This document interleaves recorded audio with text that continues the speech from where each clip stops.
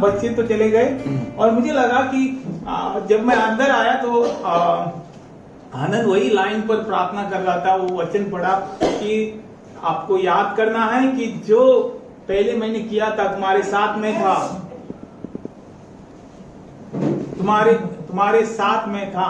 जब तुम ऐसे ऐसे जा रहे थे, आप जा रहे थे या आपने जो कुछ देखा मैंने किया हुआ, वो हमने याद करना है हमें। तो क्यों ना अपना शास्त्र खोलेंगे, यशाया का पुस्तक 43, यशाया 43 कोई पढ़ेगा? 1 से 8 पहले पढ़ेंगे, बाद में 10 और 14 और 16 19 ऐसा। मिला किसी को यशाया? मेरे लिए पढ़ना कोई? 43 वर्स 1 to 9। हे इज़राइल, तेरा रचने वाला और हे याकूब तेरा सृजनहार यहोवा अब यूं कहता है, मत डर, क्योंकि मैंने तुझे छुड़ा लिया है। मैंने तुझे नाम लेकर बुलाया है, तू मेरा ही है। जब तू जल में होकर जाए मैं तेरे संग रहूंगा, और जब तू नदियों में होकर चले तब वे तुझे न डुबा सकेगी। तब तू आग में से तब तुझे आंच न लगेगी और उसकी लौ तुझे न जला सकेगी, क्योंकि मैं यहोवा तेरा परमेश्वर हूँ, इज़राइल का पवित्र, मैं तेरा उद्धार करता हूँ। तेरी छुड़ौती में मैं मिस्र को और तेरे बदले कुश और सब को देता हूँ। मेरी दृष्टि में तू अनमोल और प्रतिष्ठित ठहरा है और मैं तुझसे प्रेम रखता हूँ। इस कारण मैं तेरे बदले मनुष्य को और तेरे प्राण के बदले मैं राज्य के लोगों को दे दूंगा। मत डर, क्योंकि मैं तेरे साथ हूँ। मैं तेरे वंश को पूर्व से ले आऊंगा और पश्चिम से भी इकट्ठा करूंगा। मैं उत्तर से कहूंगा दे और दक्षिण से कि रोक मत रख। मेरे पुत्रों को दूर से और मेरी पुत्रियों को पृथ्वी के छोर से ले आओ। हर एक को जो मेरा कहलाता है, जिसको मैंने अपनी महिमा के लिए सजा, जिसको मैंने रचाया और बनाया। आंख रहते हुए अंधे और कान रहते हुए बहरे को निकाल ले आओ। जाति जाति के लोग इकट्ठे किए जाए और राज्य के लोग एकत्रित हो। इनमें से कौन यह बात बता सकता है या बीती हुई बातें हमें सुना सकते हैं? वे अपने साक्षी ले आए, जिससे वे सच्चे ठहरे। वे सुन ले और कहे, यह सत्य है। यहोवा की वाणी है, तू मेरे साक्षी हो और मेरे दास हो, जिन्हें मैंने इसलिए चुना कि मैं समझकर मेरी प्रतीति करो और यह जान लो कि मैं वही हूँ। मुझसे पहले कोई परमेश्वर न हुआ, न मेरे बाद कोई होगा। आमीन, आमीन। दो शब्दों में परमेश्वर को कहें, प्रभु तेरा आवाज हमें सुनना है, क्योंकि तू बात करता है। तो हमसे हमें खास करके बुलाया है। एक साथ मांगेंगे, मेरे लिए भी प्रार्थना करो। प्रभु यीशु, हम धन्यवाद करते हैं क्योंकि तू हमें चुना है। प्रभु पवित्र आत्मा तेरी उपस्थिति यहाँ पर है और तू खास है हमारे लिए, और परमेश्वर तेरा कार्य हमारे बीच में हो रहा है। धन्यवाद प्रभु कि तू हमारे लिए यहाँ पर है। Thank you. यहाँ पर एक वचन लिखा है, वचन 10 में कहता है, यहोवा की यह वाणी है, तुम मेरे साक्षी हो और मेरे दास हो, जिन्हें मैंने इसलिए चुना है कि समझकर मेरी प्रतीति करो और यह जान लो कि मैं वही हूँ। मुझसे पहले कोई परमेश्वर न हुआ और न मेरे बाद कोई होगा। आमीन। आप सब यहाँ जो बैठे हैं, सब यहाँ थोड़े बच्चे हैं, छोटे बच्चे। और सुबह हमने देखा कि एक वचन शुरुआत में ये पढ़ा कि परमेश्वर, वचन क्या था वो? I will pour out my spirit on all flesh। मैं मेरा आत्मा हर एक के ऊपर उंडेल लूंगा, और मेरे जो जवान हैं वो क्या भविष्यवाणी करेंगे। आपको पता है वो वचन के नीचे हैं जो यूथ, उसके बाद में जो बुजुर्ग हैं वो क्या देखेंगे? स्वप्न देखेंगे।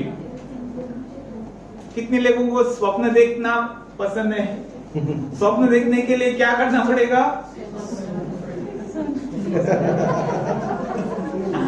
लेकिन प्रभु कहता है कि मेरे जो बुजुर्ग हैं वो स्वप्न देखेंगे, वो दर्शन देखेंगे। हालेलुया।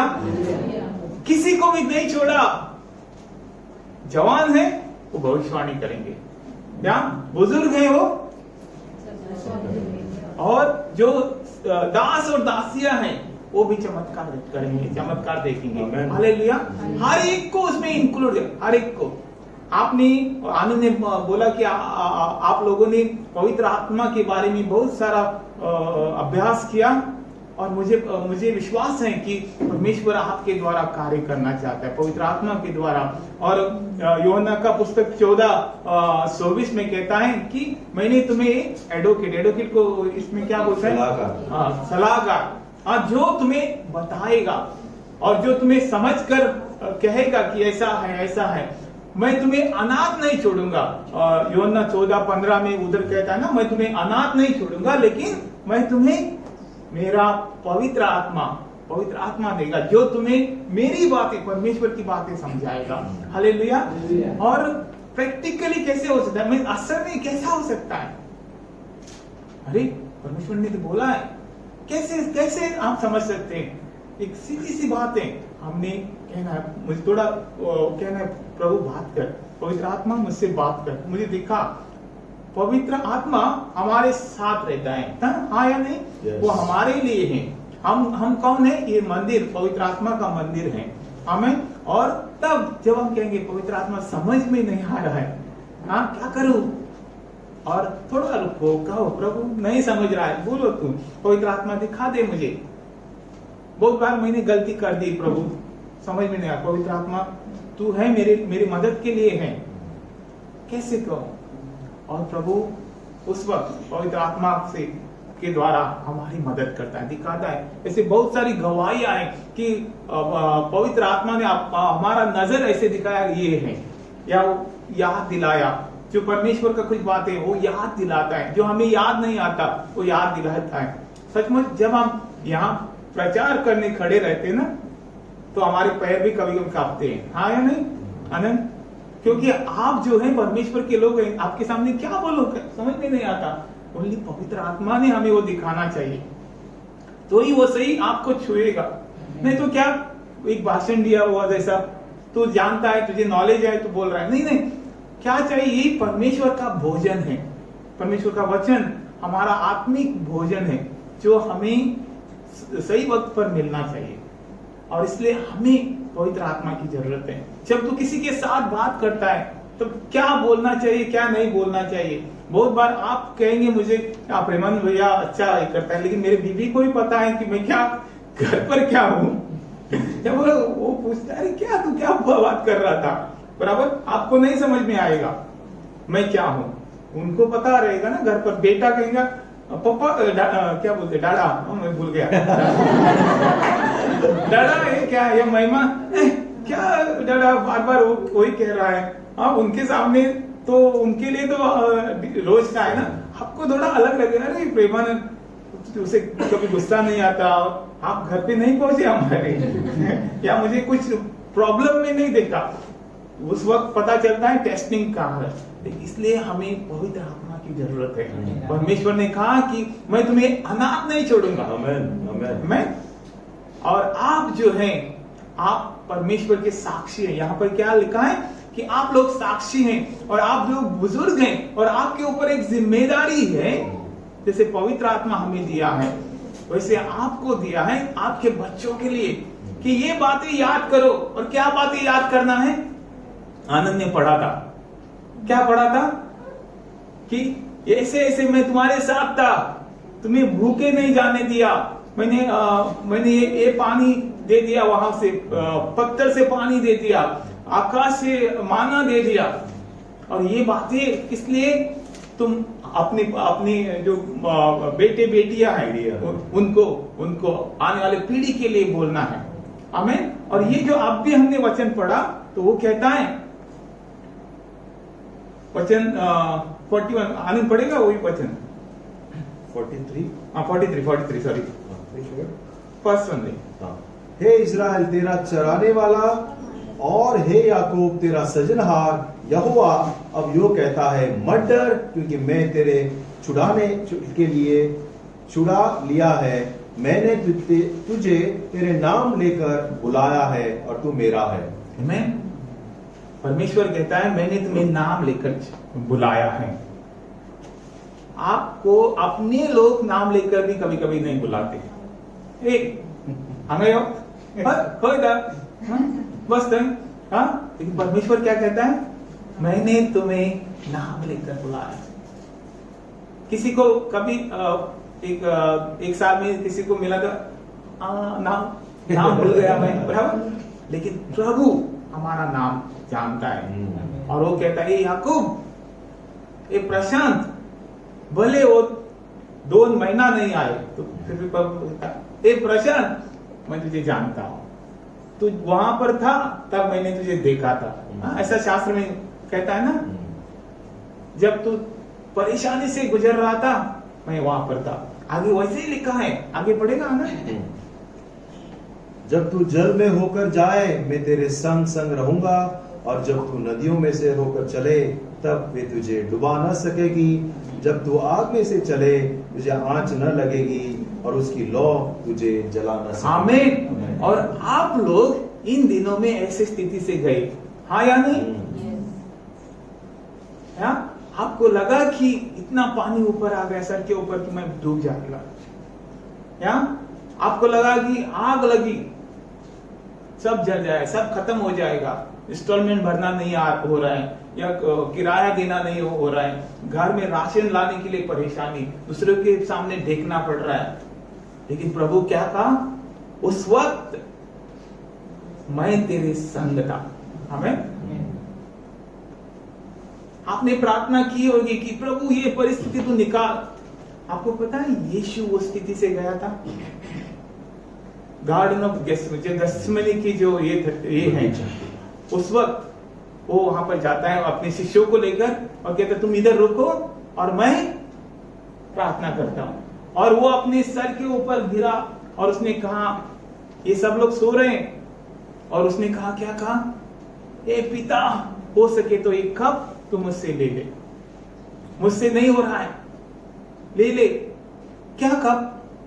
जो लोगों को पाप वो लेने वाला था, परेशानी वो लेने वाला था, वो कह रहा है कि तू लेकर चल, मुझे नहीं चाहिए, मुझसे सह नहीं हो रहा है।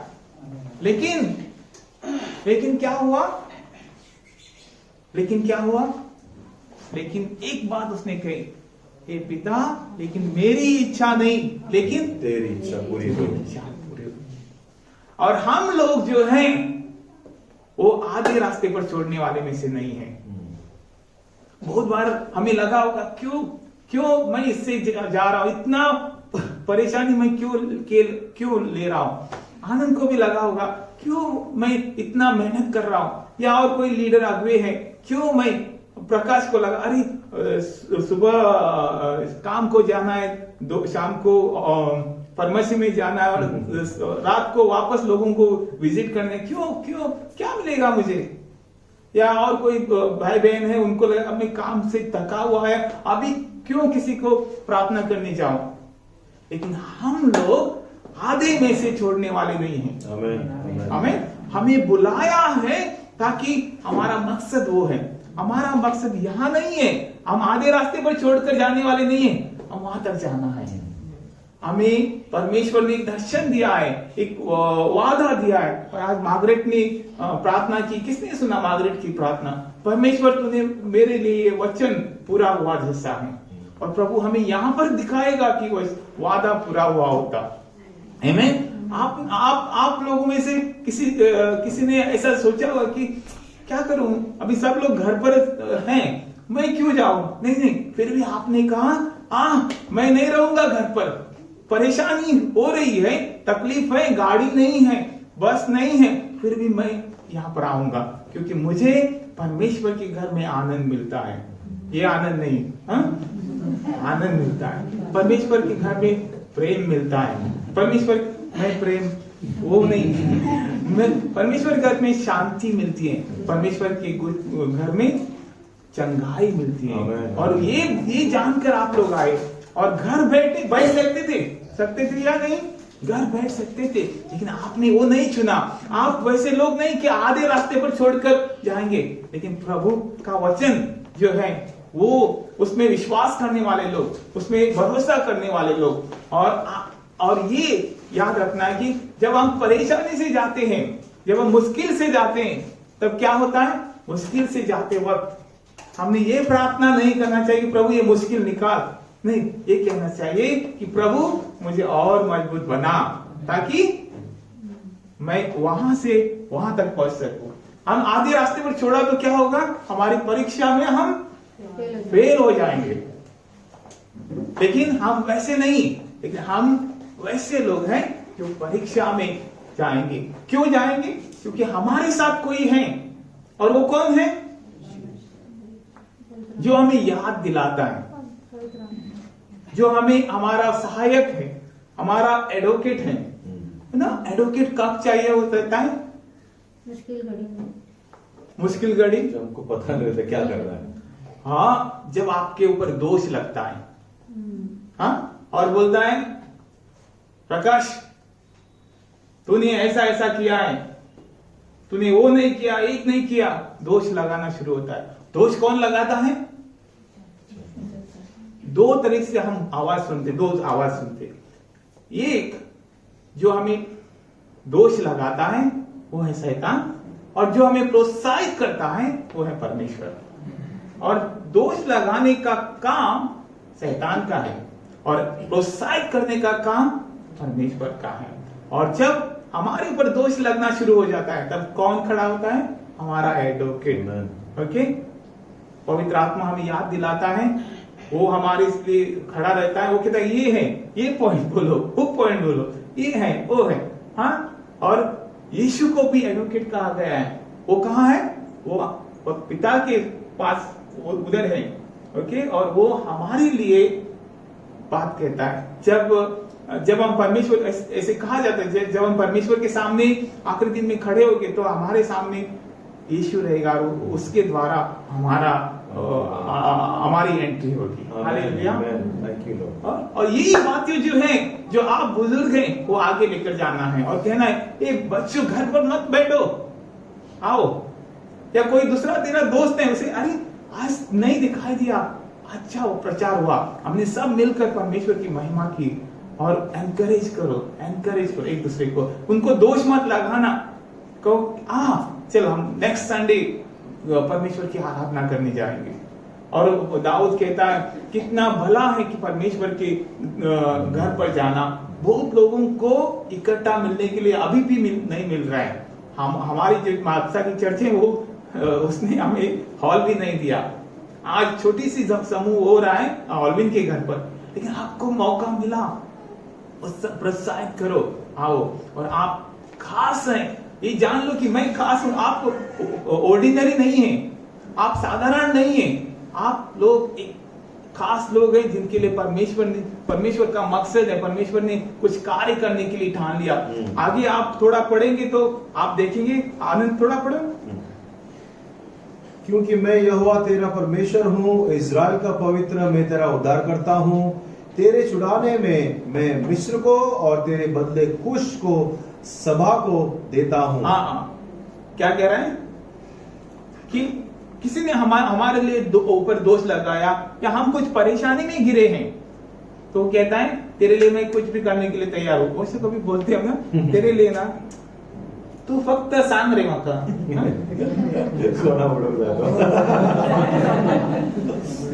तेरे लिए मैं ये दे दूंगा, चल। अरे आप सोच सकते हैं मेरा परमेश्वर मेरे लिए, आज मंजुला कह रही थी ना, परमेश्वर क्यों डरे हम? yes. क्यों डरे हम? yes. डर है, डर है, देखिए क्यों डरे हम?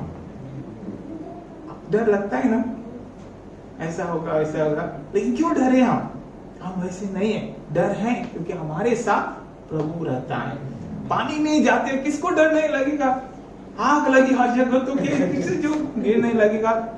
आग मतलब कि परेशानी या और प्रेशर, टेंशन, EMI बाउंस हो रहे हैं, या खाना नहीं है, बीवी बोल रहे तू क्या कर रहा है, इतने दिन में कुछ नहीं आया, क्यों काम को जाता और कहीं जा और ला पैसा, तो तुम क्या करेंगे? बैंक में। तो तब आपने क्या करना चाहिए? जो पवित्र आत्मा है उसके पास जाना है। Yes. पवित्र आत्मा मेरी मदद कर दे, कहाँ से मुझे शांति चाहिए। हाँ, गैलेशियंस 5:22 थोड़ा एक ही वचन है, गैलेतियों 5:22।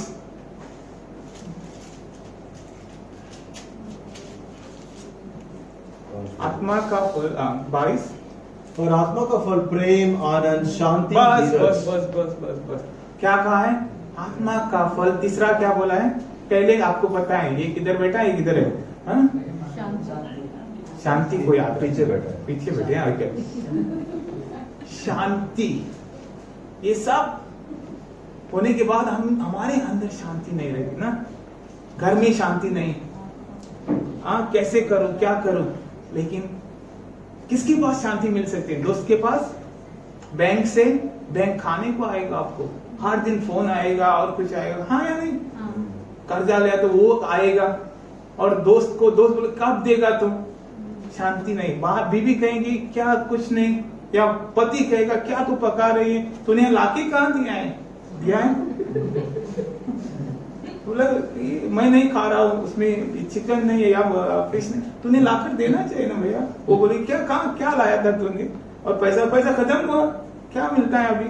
100 रुपए का नहीं मिलता, 200 रुपया ये अच्छे, बराबर। शांति नहीं है। बच्चे कहते बहुत दिन हमने होटल में नहीं खाया, यहाँ बच्चे बोलते उसके पास साइकिल है, हमारे पास साइकिल नहीं है। शांति नहीं है, कैसे आएगी? कौन देगा शांति? आत्मा के फल शांति है। किसके पास जाएगा तू? पवित्र आत्मा के पास जाओ। पवित्र आत्मा, आज वो 7 फल वाली बात कर रही थी, आप किसने सुना 7 फल वाली बात? या तुझे तो याद है, तूने प्रार्थना किया 9 फल, 9 मैं 2 भूल गया। 9 फल की बात की थी। और शांति जो है वो सिर्फ पवित्र आत्मा के द्वारा होती है, क्योंकि आप आग में से जाएंगे, आपके साथ आग में वो रहेगा। जब तुझे दर्द होगा उसको, और उसे आपको वो लेकर वहां तक लेकर जाएगा। और मुझे लगा बहुत सारे लोगों को ये थोड़ा दर्द है, क्या हो रहा है घर पर? अरे मेरा कोई नहीं सुन रहा है। आपको लगा मेरा नहीं सुन रहा है, लग रहा है या नहीं? घर पर मेरा नहीं, मैंने बोला उसको मेरा नहीं सुन रहा है, और क्या करूं मैं, और क्या करूं, कितना करूं मैं? आपने ऐसे बोला, परमेश्वर कितना करूं मैं, थक गया मैं। परमेश्वर का आत्मा तेरे साथ है। परमेश्वर तुम्हें यहाँ से उठाना नहीं, लेकिन आपके साथ चलना चाहता है। परमेश्वर जब वो मिस्र लोग जा रहे थे, उनके साथ साथ था, उनको उठाकर डायरेक्टली वादे की जगह पर नहीं फेंक सकता था या नहीं? परमेश्वर, आप सही वक्त पर, सही टाइम पर, सही जगह पर हैं। आप उस जगह पर हैं जहां पर आप चमत्कार देखने का वक्त आ रहा है। जब जैसे लोग, मिस्र लोग जब आए थे, मिस्री बोलते ना, इजरायली, मिस्र से आए थे यहूदी लोग ना, यहूदी लोग आए थे, और वहां पर उनके अचानक फेरो को लगा कि उन्हें भेजा तो हमारे काम कौन करेगा, हमारा ये बोझ कौन उठाएगा? तो वो वापस उनके पीछे जाते हैं, और तब तक वो नदी के, जॉर्डन नदी ना, लाल समुद्र के पास वहां पर पहुंचते हैं, और वहां पर समुद्र और पीछे कौन? सेना। अभी क्या करेंगे? आगे गए तो डूबेंगे, पीछे गए तो। और वैसी स्थिति में आप लोग कुछ तो हैं। क्या करूं मैं, क्या करूं मैं, कैसे दे दूं मैं, कैसे भरूं मैं, कहां से लाऊं मैं? अभी 9 महीना हो गया, और प्रभु कहता है मैं तेरे साथ हूं। मैं समझ सकता हूं एग्जैक्टली क्या हो रहा है, आमीन। और प्रभु कह रहा है मैं तेरे साथ हूं, और उस परीक्षा से मैं तुझे नहीं उठाएगा, तेरे साथ रह जाएगा। हाँ? और वो आग, भले आग लगी है लेकिन वो जला नहीं सकेगा। है ना? पवित्र आत्मा आपको कह रहा है।